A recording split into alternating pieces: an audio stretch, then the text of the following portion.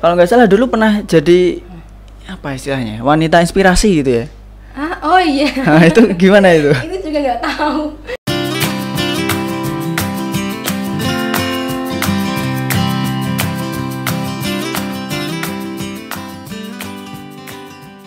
Nurul Shine, seorang fashion designer dari Semarang. Gimana Nurul kabarnya? Alhamdulillah baik. Baik ya, ya luar biasa lah. Pokoknya ini di tengah-tengah situasi pandemi ini, Nurul mau membagikan beberapa pengalaman tentang karirnya di dunia fashion designer. Di masa pandemi gini, gimana perkembangan fashion di Indonesia nih terutama nih? Lagi mengalami pandemi juga. Berarti off atau gimana? Kalau off sih enggak. Justru malah awal-awal pandemi itu masih berjalan lancar. Karena kan pemesannya masih yang bulan-bulan sebelumnya kan, sebelum pandemi. Nah pas tengah-tengah pandemi itu langsung yang kayak berhenti gitu loh. Oh gitu ya. Bener-bener yang langsung seret gitu. Berarti sekarang ini seret itu? Sekarang udah alhamdulillah udah mulai berjalan lah dikit-dikit. Udah mulai new normal ya? Ya gitu deh. Tapi belum senormal dulu sebelum pandemi. Bahkan fashion show aja juga udah banyak yang di offin. Festival-festival itu ya. Banyak. Kemana aja festival itu? Kalau aku sih, aku nggak, alhamdulillah sih nggak pernah nyari, jadi sedipanggilnya aja. Jadi misal dapet jatah di sini ya udah. Oh gitu, emang rezeki nggak bakal kemana ya? Iya, Luar biasa ini. pasrah aja. Kemana aja itu? Ya belum banyak, baru Jogja, Solo, Malang, Jakarta. Banyak itu, belum banyak. Masih pemula. Terus di sana sebagai fashion designer gitu, biasanya apa spesial ke desain apa gitu kan? Baju aja, baju kemeja pria atau mungkin nuansa batik gitu atau apa gitu. Kalau aku sih untuk saat ini lebih ke spesialis muslimah wear. Busana muslim gitu. Muslimah ya. Tapi kalau untuk yang show-nya sih ngikutin tema aja. Jadi misal temanya batik, aku ngikutin batik. Oh gitu. Tapi batik yang bernuansa muslimah gitu ya? Iya tetap pakai ciri khas Nurul Shine. Oh, tapi garap-garap ini juga nggak yang muslim? Hah? Insya Allah sun. Oh gitu ya. Jadi semua tercover lah ya. Dewasa sampai anak kecil, kemudian pria wanita. Luar biasa ini. Ngomong-ngomong, kenapa kok namanya Shine ya? Kan jadi kan tuh di pesantren nama Nurul kan banyak banget. Nama aku kan Nurul Komariah tuh. Belum banyak banget nama Nurul. Akhirnya aku kayak mikir sendiri gitu loh, biar agak unik gitu loh. Terus kan nama aku Nurul Komariah. Itu kan artinya cahaya bulan tuh. Terus aku terjemahin pakai bahasa Inggris, Moonshine. Oh, nah gitu. dari situ. Nah berhubung pas aku terjun dunia busana, kan aku bingung tuh milih merek-merek gitu kan. Soalnya kan biar kita tetap bertahan di industri busana kan otomatis kita harus punya suatu nama yang menarik juga. Brand ya? Brand. Jadi aku mikir namaku Nurul. Terus kenapa nggak aku pakai yang Moonshine-nya itu? Jadi kan Nurul Shine. Berarti artinya kan cahaya dari segala pancaran cahaya gitu. Oh gitu ya. Jadi nur itu cahaya, shine itu juga menerangi gitu ya, cahaya. Itu pun aku izin sama orang tua dulu kan, soalnya kan orang tua yang ngasih nama aku kan. Betul, dan emang kayak ya gitu dari nama itu kan nanti akan muncul keberkahan gitu ya terus. Amin. Ya mungkin salah satunya tadi itu nggak nyari festival-festival pameran tapi ternyata alhamdulillah sih banyak panggilan ya. Aja. Luar biasa. Berarti emang kualitasnya ini bisa bersaing lah ya. Semoga, amin.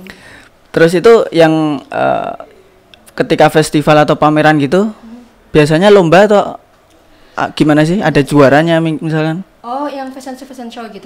Jadi tuh gini mas, itu tuh ada beberapa kategori kalau fashion show. Jadi ada yang kita fashion show karena sponsor, berarti kan kayak kerjasama sama yang ngadain event itu.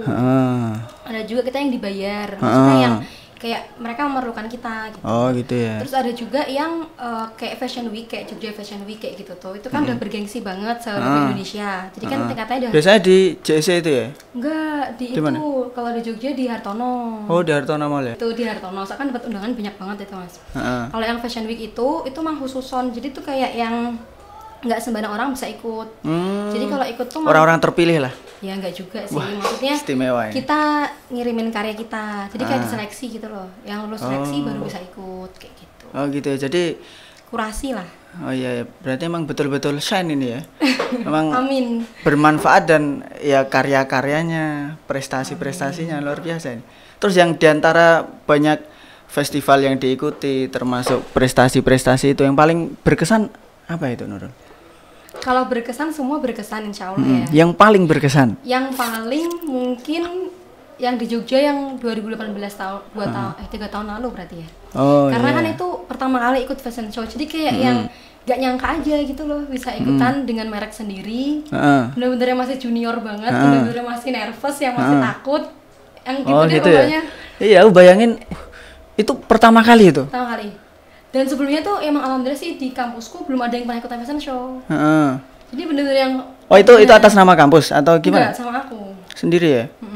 Nah itu gimana dapat linknya itu? Tiba-tiba ada yang jabri gitu atau ada datang ke rumah gitu? Enggak mungkin, emang mau lamaran. Enggak gitu, kayak kan aku punya kenalan model. Nah model itu emang udah langganan pakai bajuku. Terus dia gitu. nyaranin, kenapa kamu nggak ikutan Jogja Fashion Week? Kan maksudnya kayak karyamu tuh mumpuni buat ikutan gitu. Terus akhirnya aku nyari infonya, itu. Nah dikira panitia, aku mau daftar jadi modelnya. Oh gitu. Jadi modelnya itu juga kurasi, desainernya juga kurasi, jadi mau kurasi semua. Mungkin kalau daftar model nggak bakal masuk. Lolos juga mungkin ya. Gak masuk. Terus habis itu ya udah setelah daftar jadi desainernya, terus ngirimin desain kayak gitu-gitu.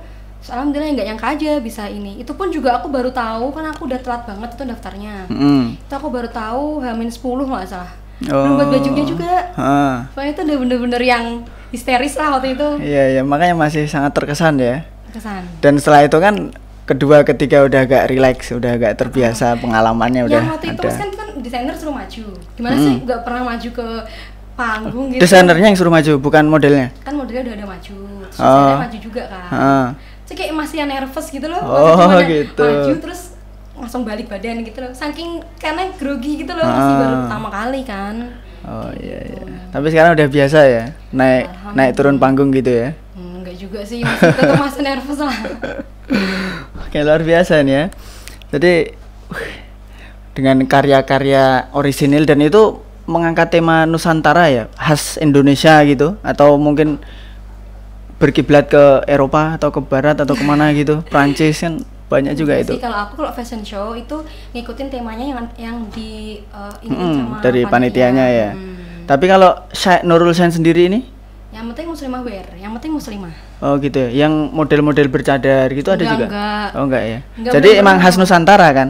Ya, khas Indonesia ya? Iya. Kalau nggak salah dulu pernah jadi apa istilahnya, wanita inspirasi gitu ya?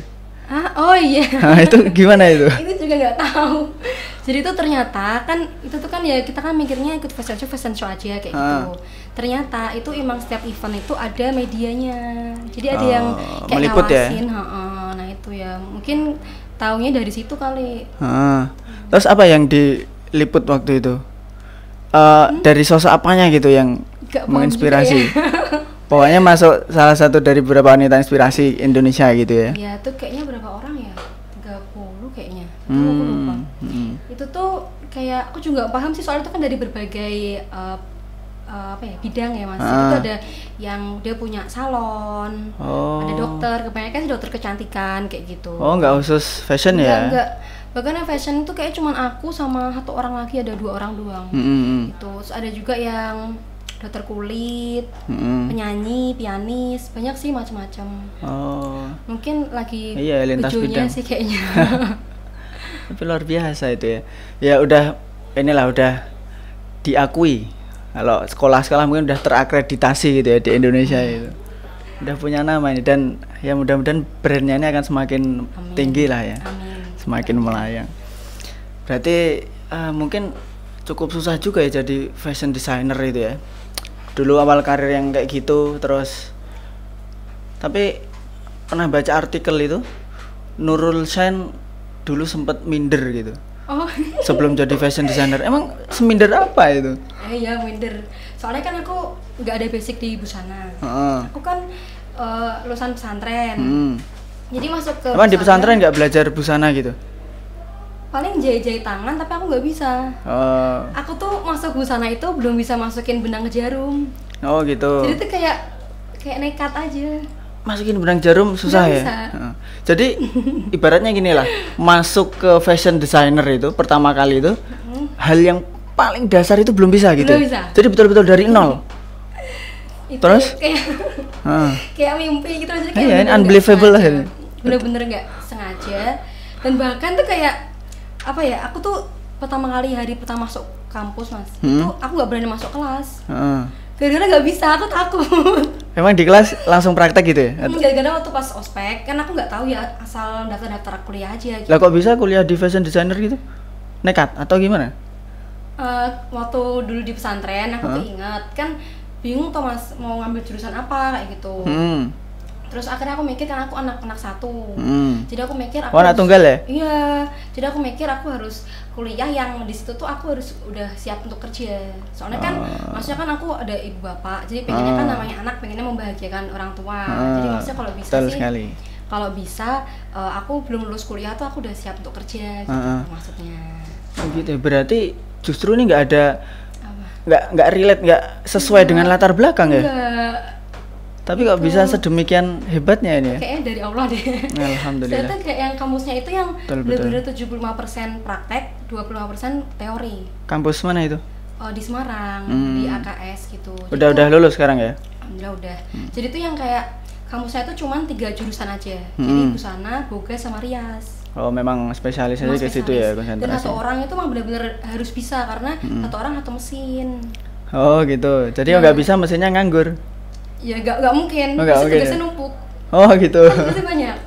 Dan itu tuh pas pertama kali masuk itu kan ospek dulu kan. Aku tuh juga nggak paham, maksudnya aku kira juga emang banyak yang pemula. Soalnya pas aku daftar itu emang dari dosennya bilangnya ntar banyak yang pemula kok, nggak apa-apa, ntar bakal diajarin gitu. Aku udah bilang kalau saya belum bisa lupa dari nol, aku bilang kayak gitu. Ternyata pas ospek itu 90% teman-teman kelasku SMK semua. Oh, SMK udah berpengalaman gitu ya? SMK-nya busana lagi. Dan ada yang orang luar SMA biasa, tapi dia udah pintar desain. Ada juga yang SMA biasa udah pintar jahit. Bahkan ada teman sekelasku yang udah jadi guru jahit. Oh gitu. Atau jangan-jangan udah ada fashion designer juga di situ. Iya itu. Terus yang aku tuh yang udah bilang cengkok yang nol dari nol. Pas ospek itu mereka tuh udah pada bahas-bahas gitu loh, bahas kampus, bahas pola, waktu ospek itu. Aku tuh yang nggak paham sama sekali, kan namanya gimana sih? Beda bahasa juga kan? Ini ngobrolin apa sih ini kok nggak nyambung? Terus akhirnya selesai ospek, hari pertama masuk kampus, aku menyerah dulu. Izin sakit gitu kan. Itu berarti titik paling berat mungkin ya? Berat banget. Oke, titik paling berat, seandainya ini kan ibaratnya kayak orang masuk sumur itu. Nah terus kok bisa keluar dari itu dan menunjukkan kiprahnya itu gimana? Soalnya aku mikirnya gini, kalau kita udah kecemplung di satu tempat, masa kita langsung naik, mending kita pelajari dulu yang ada di dalamnya. Sekalian gitu ya? nyemplung sekalian yang bermanfaat gitu. Itu kan kesadaran itu muncul bukan serta-merta tiba-tiba muncul gitu. Mungkin ada apa kira-kira motivasi dari orang tua atau mungkin ada hikmah dari suatu kejadian apa gitu? Kalau aku sih motivasinya emang orang tua. Jadi aku sih berpedomannya pokoknya apapun yang diridhoi orang tua itu berarti diridhoi Allah. Jadinya selagi orang tua aku mendukung, aku tekunin gitu. Walaupun akunya yang kayak bener-bener susah payah banget gitu loh. Iya. Bayangin dari nol berarti kan nol banget. Dan itu kan kalau menurutku fashion itu kan butuh seni ya, jiwa seni paling enggak. Seni. Nah, kalau nggak tahu ya akan lama menyusun jiwa seni itu. Iya sih, mungkin karena niat, aku mah niat, yang penting niatnya jangan sampai salah lah. Iya. Jadi seandainya orang-orang itu lewat jalan kecil, jalan tikus, ini ada jalan tolnya gitu. Jadi dalam sekian tahun udah prestasinya banyak lah ya. Berarti yang jelasnya bukan latar belakang pendidikan enggak tentang itu, hobi juga mungkin enggak juga ya. Tapi sekarang jadi hobi enggak? Iya kan jadi hobi. Oh gitu ya. Kan jadi hobi. Sempat ketemu ini desainer Indonesia gitu kayak Ivan Gunawan gitu. Alhamdulillah sih kalau setiap fashion show, misalnya kayak fashion week itu bisa ketemu. Dan Yanto, terus banyak sih beberapa pasti kan ketemu satu panggung kita. Nah di situ kan ya kita bisa menimba ilmu dari mereka juga, sharing-sharing ya. Sama Kak Seto pernah, ya alhamdulillah sih pernah gitu. Sharing. Terakhir dari agenda-agenda itu di mana? Di Jogja atau di Jogja kemarin November akhir. Soalnya kan beberapa tuh sebenarnya ada beberapa acara kan gara-gara pandemi ini pada off kayak gitu.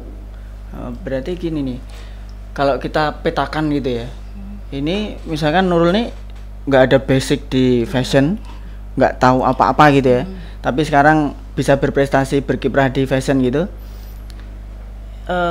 gimana ya? Berarti kan ada bakat sebenarnya di situ ya. Minat mungkin. Minat ya. Minat tapi lama-lama jadi bakat gitu ya. Mungkin.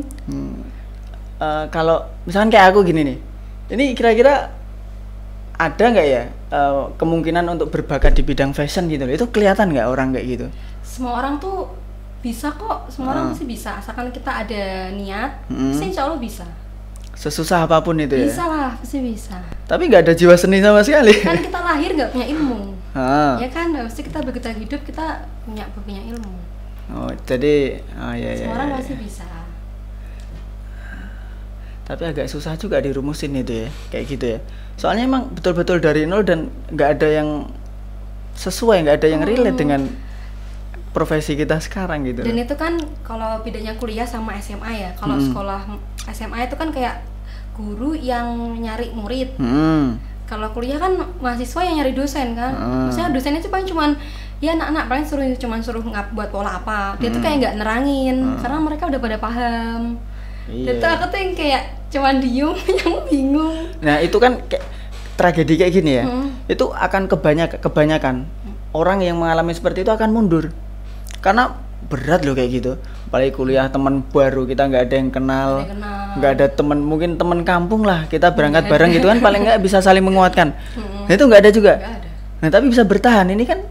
Ada sih satu sama-sama alumni pesantren. Oh gitu. Tapi dia boga, sudah meninggal sih orangnya. Jadi kira-kira apa sesuatu yang bisa menguatkan itu ya? Mungkin itu kan dari orang tua ya. Mungkin orang tua tuh selalu berpesan apa gitu atau nasihatnya gimana? Atau mungkin dulu di pesantren diajarin apa gitu sehingga ini kalau aku sendiri menyimpulkan ini jadi kayak ada kekuatan mental gitu, jadi apapun itu terabas dan ternyata itu bakatnya gitu lah. Keluar dari minat ya padahal. Nah itu apa kayak misalkan apa ya, slogan atau moto atau apa yang dipegang teguh gitu mungkin apa ya, atau mungkin punya sosok model yang jadi idola gitu. Oh, saya pengen jadi orang ini nih. Jadi orang ini. Paling orang tuaku. Oh, emang semuanya dari orang tua ya? Iya, dukungan orang tua. Terus kan aku kan tuh di pesantren emang apapun bidang kita harus menjadi bintang di level kita itu. Jadi bintang? Di level kita. Oh, jadinya gitu. Kita mau ditempatkan dimanapun, kita harus berusaha untuk menjadi yang terbaik kayak gitu. Oh, apapun profesinya gitu ya? Jadi guru ya guru yang terbaik. Jadi fashion designer. Oh iya.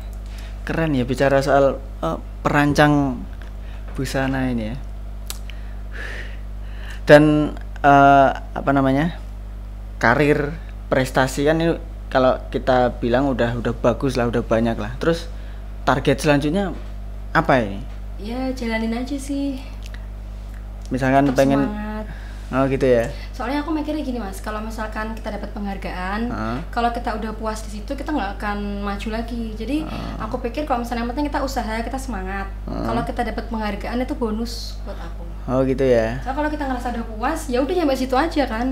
Tapi kalau aku masih pengen jalan terus gitu. Berarti itu karakter yang harus dimiliki itu.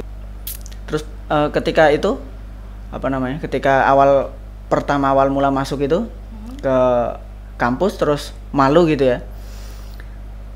Kemudian kalau dari kampusnya sendiri waktu itu sebagai ini ya biasalah murid sekolah gitu ya. Nah sebagai guru kita harus memperhatikan murid gitu. Nah ini kalau sebagai kampus memperhatikan mahasiswa yang itu ada nggak perhatian khusus bagi orang-orang yang mungkin terlihat nggak ada bakat gitu ya? Dari nol gitu. Kalau dulu tuh wali dosenku malah itu tuh yang kayak ini nggak bisa, dapat nilai jelek. Gitu. Dapat nilai jelek. Jadi misalkan teman-temanku dapat A, B gitu. Aku BC. Oh, berarti emang aku di bawah rata-rata karena aku nggak paham sama sekali. Jadi emang nilainya betul-betul objektif ya. Iya. Jadi udah nggak bisa, badon nggak sih? Terus akhirnya itu semester 1, semester 2 kayak gitu.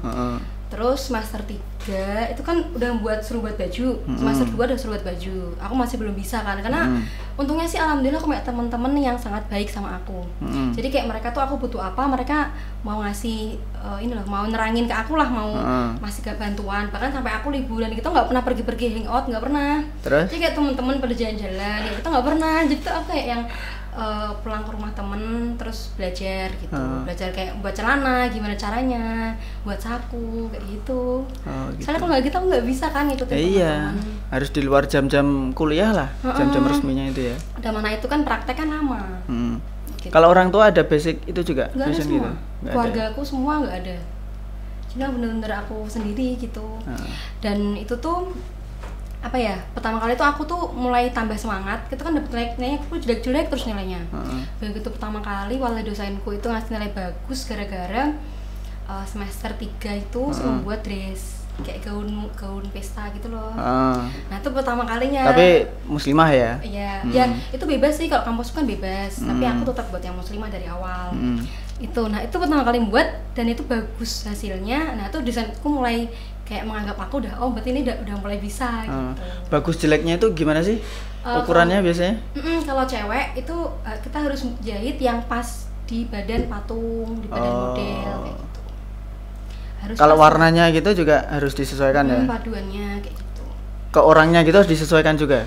Ini misalkan modelnya nih tingginya sekian, gemuknya sekian gitu.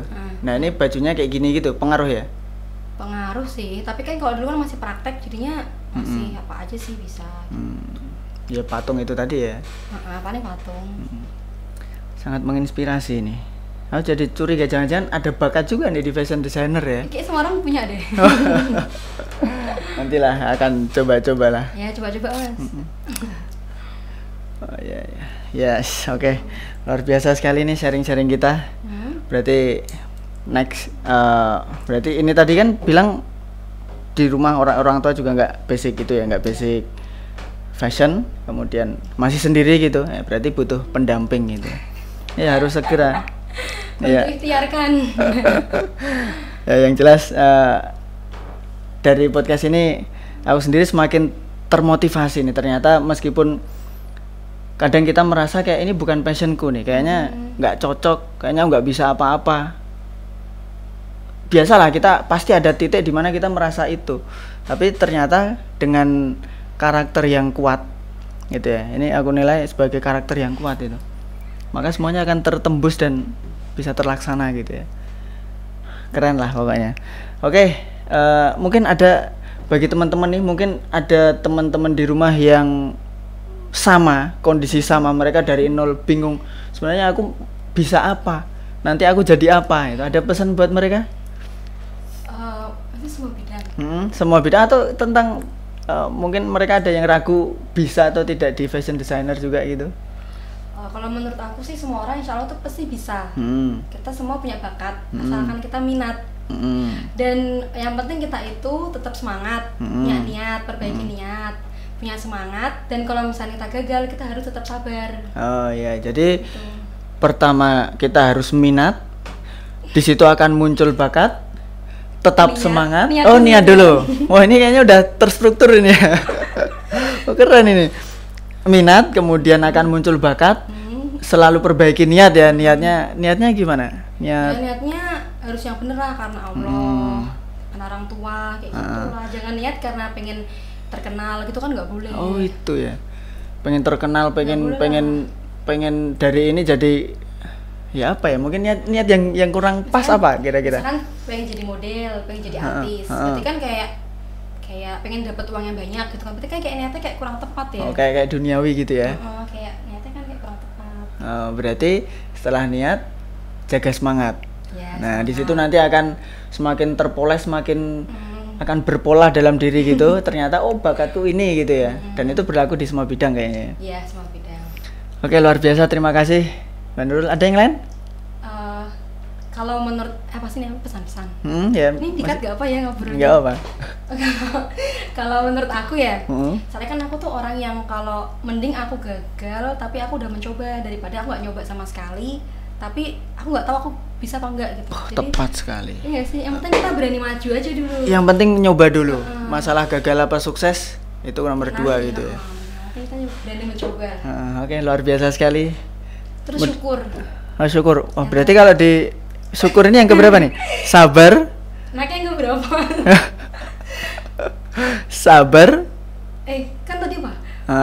Minat, bakat, niat, semangat, sabar, syukur. Oh iya. Jadi tetap semua itu kita pasrahkan gitu ya, tetap harus tawakal. Luar biasa nih. Oke, terima kasih Nurul Shan. Mudah-mudahan semakin populer ya. Ya namanya kerjaan ini makin gede, makin sukses ya. Nanti bisa jadi saingannya siapa itu, putranya Pak Prabowo itu? Didit itu kan desainer juga ya? Fashion designer. Ivan Gunawan itu kan, mereka jadi saingannya Nurul Shan, ini keren juga ya ini. Oke, demikian podcast kita kali ini. Mudah-mudahan bermanfaat.